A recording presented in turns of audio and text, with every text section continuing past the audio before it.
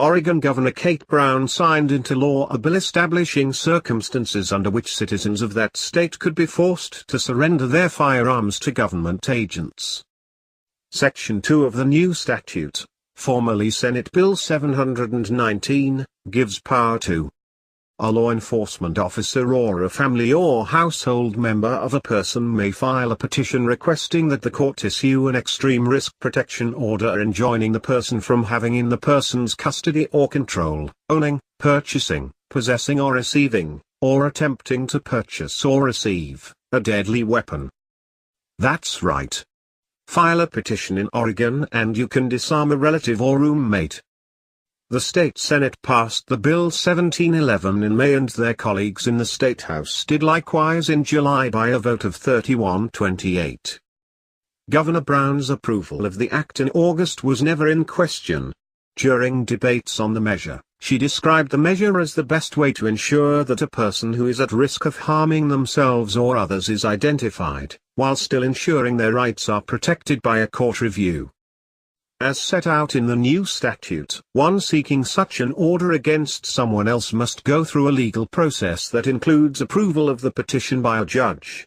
Should the judge issue the desired decree, the prohibitions against owning, buying, possessing, receiving or trying to buy or receive a firearm will be in effect for a year. How will the weapons and ammunition owned in defiance of an extreme risk protection order be seized from the person covered by the order? The law grants authority to police to search and seize any weapons and ammo not voluntarily surrendered to the appropriate government entity, or its authorized agents, within 30 days. The subject of the order has 30 days to appeal the order and the hearing on the appeal must be heard within 21 days of the filing of the notice of appeal. As expected, the grassroots forces of disarmament have spoken out in favor of the new law. SB 719 is a common-sense bill that will empower families and law enforcement officers to take action to potentially prevent tragedies before they happen, said Lisa Reynolds of the group Mums Demand Action in a statement. That law will help save lives.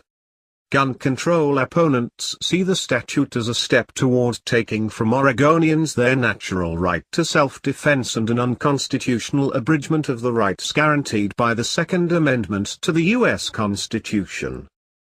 A statement by the Institute for Legislative Action, the National Rifle Association's lobbying group, warns of the deprivations and potential for persecution in the recently enacted bill.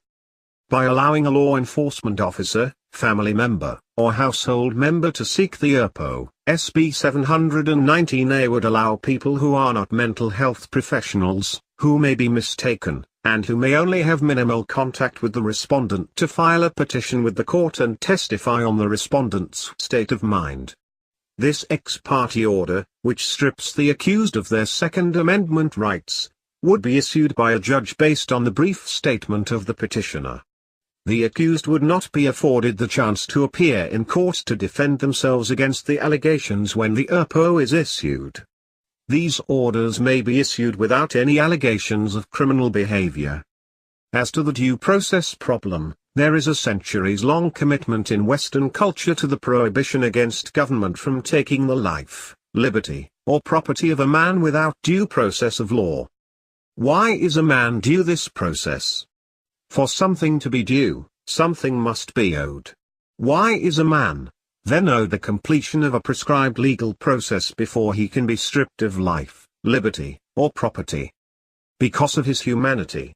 All men, as Thomas Jefferson wrote in the Declaration of Independence, are created equal and are endowed by their Creator with certain unalienable rights.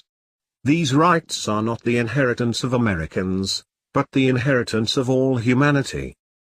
The procedure established by this Oregon gun grab is susceptible, unnecessarily so, considering how many lawyers helped write the bill, to corruption and pursuit spurred by personal vendettas with little legal justification. As for the bill's denial of an Oregonian's right to keep and bear arms, the Second Amendment is moot as it was written as a prohibition against federal infringement, not that of the state government. There is a greater issue, Though, when it comes to firearms and the ability of any government, great or small, to take them from the people and Oregon's new law when viewed through this other lens, null, void, and of no legal effect. Our founding fathers very well intended that every American be armed, believing that such was the only way to avoid being enslaved by tyrants. They knew from their study of history that a tyrant's first move was always to disarm the people, and generally to claim it was for their safety. Appropriately, then, I'll end with this rebuke spoken by Solon, one of the famed 7 sages of Greece, after the tyrant Pisistratus had disarmed all of Athens. If now ye suffer grievously through cowardice all your own, cherish no wrath against the gods for this. For you yourselves increased the usurper's power by giving him your guard in his hands. And now, therefore, as his servants you must do as he commands. The new law goes into legal effect on January 1, 2008.